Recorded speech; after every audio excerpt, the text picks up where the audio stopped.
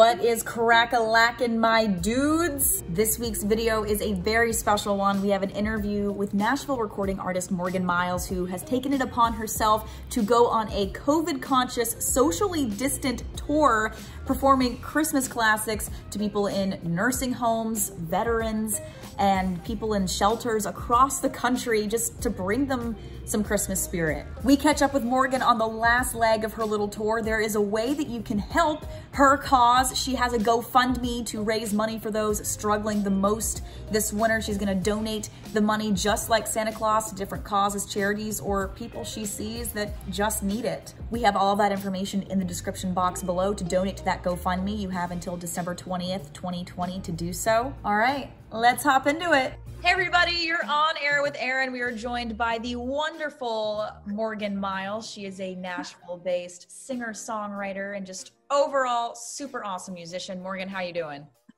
I'm good. How are you?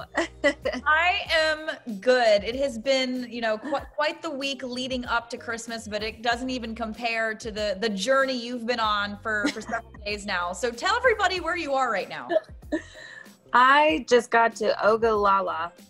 I think that's the right way to say it, Nebraska. We we came from Omaha this morning, but we've been everywhere. We've been Little Rock, Arkansas, to Dallas, Texas, to Fort Worth, we've been a lot of places the past 8 days, I'm not gonna lie. Oh my gosh. I certainly have not been that many places in 8 days before, but as a seasoned musician like yourself, what is it like to be on the road in some capacity for some sort of a tour? What does that feel like to have that feeling?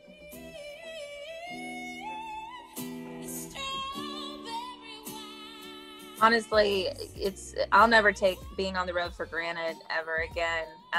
COVID has made us have to be very creative with how we're gonna, stay busy. And for really, it's not easy, but I love going to new places, meeting new people, and we haven't had that. And so really this whole idea of Merry Myles of Gratitude was to be able to put smiles on people's faces. I think it's COVID has caused me to stumble upon an idea that I've always hoped I could do to some capacity, but now we've really made it happen. My booking agent, Jess Mosby, has been so amazing, and making phone calls and making this routing happen. God gave me a gift of music, and I feel like it's my job to come through and spread some light right now. So yeah, it's been really good. It's not easy, after a pandemic where everyone's been strained emotionally, mentally, economically,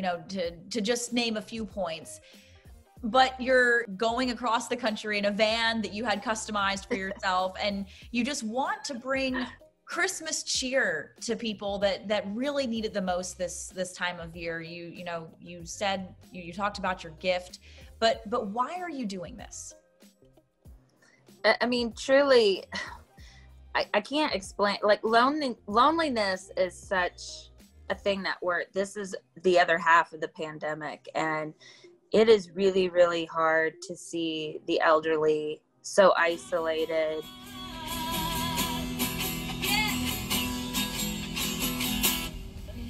I can't imagine like my mom or my dad being alone since last March and not, seeing me, not seeing their kids, but on the other side of it, I think we're all feeling very isolated too. And so things like this get,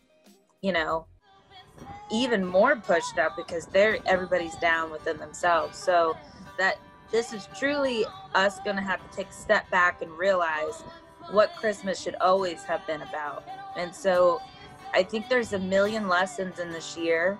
And if we're looking at all the difficult blessings that this year has brought us, then we can start to smile again. The powerful thing, in my opinion, about music is, the huge range of emotion that you can feel. So you're feeling this sadness when you're seeing it, but when you're in that moment performing and you're seeing the smiles on these people's faces and you're doing your thing, describe that feeling and how fulfilling that is to do what you do. You know, because I'm singing Christmas songs, you know, they're all going into memories and happy times, and they're crying tears of joy. I'm not one of the healthcare heroes, which I love so much, and I think a lot of us are like, I feel helpless. Like, what do I do? You know, and so to sit here and go, music is powerful, and music is, it makes you go, okay. I mean, it is a universal language, and it does trigger these different emotions. And again, mental health is the other side of this pandemic. I mean, it's huge, and so much of it's going to be afterwards too, is mental health.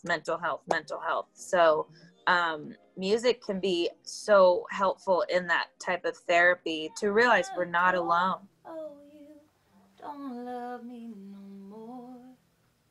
I heard you mention therapy, you know, keyword there, your album that you released earlier this year. Tell us how that album ties into the work you're doing right this moment. Therapy, couldn't have come up with a better appropriate name for a January release that I did not know what was coming. Granted, that was all written and recorded 2 years prior. The album truly ties. I mean, we wrote 70 songs in 5 months. I always felt like that album, the reason I fought for it, because I had gone through a lot of stuff with management, a very toxic situation. I was like, I just don't know if I can do music anymore. I just really became a shell out of myself because of how I was being treated. And so I fought for that music because that music was bigger than me. It was meant to be heard by others, and it's so empowering.